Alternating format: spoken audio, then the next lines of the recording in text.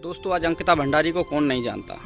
उसके साथ जो ये दर्दनाक हादसा हुआ है, इस हादसे ने पूरे देश को हिला कर रख दिया है। अपनी पढ़ाई पूरी करने के बाद में अब उसने सोचा कि घर की परिस्थिति को कुछ अच्छा करने के लिए जॉब करूं, क्योंकि परिवार की माली हालत ज़्यादा अच्छी नहीं थी।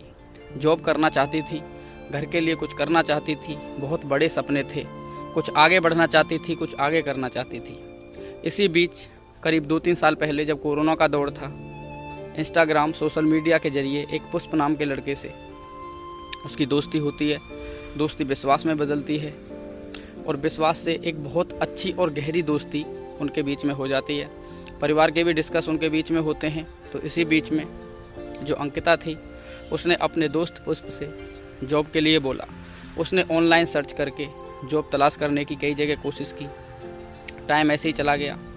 वो जो पुष्प था वो जम्मू कश्मीर में जॉब करता है, वहीं पर रहता है।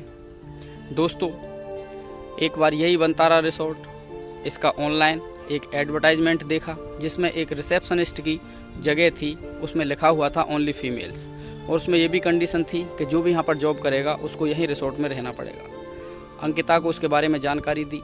जो फॉर्मेलिटीज़ हैं वो सब पूरी हुई और वहाँ पर जॉब करना स्टार्ट कर देती है। दोस्तों, जब पहला ही हफ्ता था तो वहाँ पर उसको कुछ अच्छा सा महसूस नहीं हुआ, कुछ नॉर्मल नहीं था। उसने ये सब बात अपने दोस्त को बताई। दोस्त ने उसको समझाया कि तुम यहाँ पर अभी नई नई आई हो, कुछ दिन जॉब करो, नई नई जगह पर कुछ ऐसा अजीब सा लगता है। जब उसके दोस्त ने उसको समझा दिया तो कुछ और जॉब करी। इसी बीच में उसने महसूस किया कि यहाँ पर कोई और फीमेल स्टाफ है नहीं, वो अकेली है। तो रिसोर्ट का जो मालिक है पुलकित आर्या, उसने उससे बोला। तो उसने बताया कि यहाँ पर जो इससे पहले एक लड़की जॉब करती थी, उसने यहाँ पर रिसोर्ट में चोरी की, उसके पूरे स्टाफ को हमने निकाल दिया। पूछताछ पर पता चला कि बात सही है। दोस्तों, ऐसे ही वक्त चलता रहा। कुछ 15 दिन के बाद में वहाँ पर एक गेस्ट आता है, वो रुकता है। उसने शराब पी रखी थी। वो अंकिता के साथ में बदतमीजी करता है। बदतमीजी करके उसको गले लगाने की कोशिश करता है, गले लगा ही लेता है। वो उसका विरोध करती है, उसको डांटती है। ये सब बात जब पुलकित आर्या को पता चलती है तो पुलकित आर्या उस गेस्ट को बुलाता है, काफ़ी डांटता है पूरे स्टाफ के सामने, उससे सॉरी बुलवाता है। तो ऐसा देखकर अंकिता सोचती है कि यहाँ पर मेरी केयर करने वाले भी लोग हैं। तो उसका विश्वास पुलकित आर्या के प्रति बढ़ जाता है और वो कुछ दिन के बाद में नॉर्मल हो जाती है। एक दिन बहुत सारे गेस्ट वनतारा रिसोर्ट में आते हैं। तो पुलकित आर्या अंकिता से बोलता है कि सारे रूम बुक हैं, मेरे बराबर वाला एक रूम खाली है, तुम अपना सामान उसमें शिफ्ट कर लो, 1-2 दिन की बात है। अंकिता आ जाती है, वहीं पर रहती है। सब नॉर्मल रहता है, सब अपने अपने कमरे में सोते हैं। कुछ दिन के बाद में फिर ऐसे ही होता है।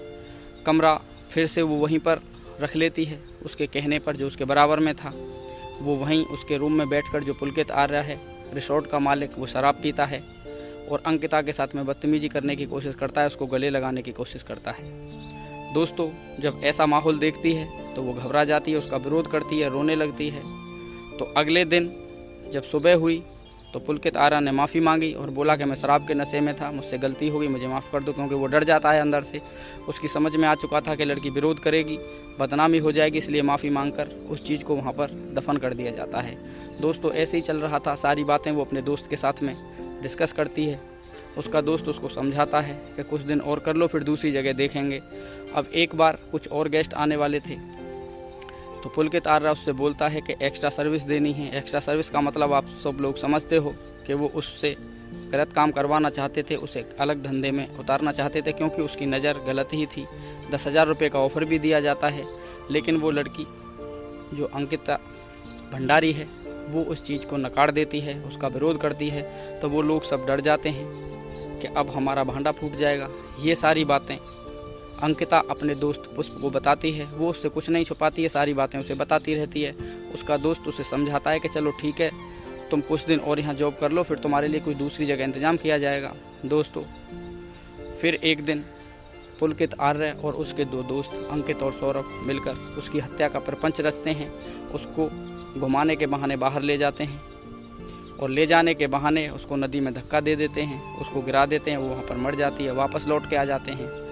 दोस्तों, उन्होंने ऐसे प्रपंच से अपने फ़ायदे के लिए एक लड़की जो बेकसूर थी उसकी जान ले ली।